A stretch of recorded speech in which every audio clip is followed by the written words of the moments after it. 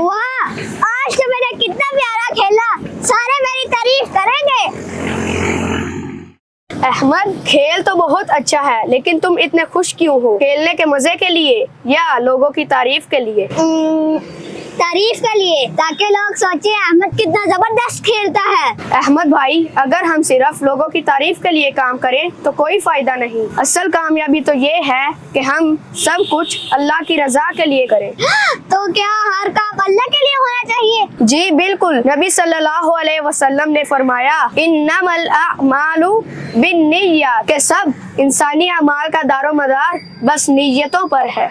यानी अगर नीयत अच्छी हो तो छोटा सा काम भी इबादत बन जाता है।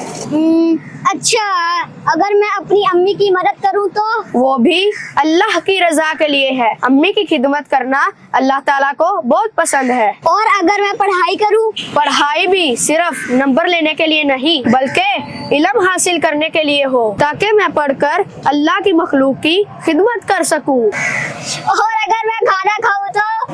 वो भी खाने से ताकत मिलती है, ताकि तुम इबादत और नेक काम कर सको। तो फिर अब मैं सब कुछ अल्लाह की रजा के लिए करूंगा। खेलना, पढ़ाई करना, अम्मी की मदद करना, सब कुछ। यही असल कामयाबी है।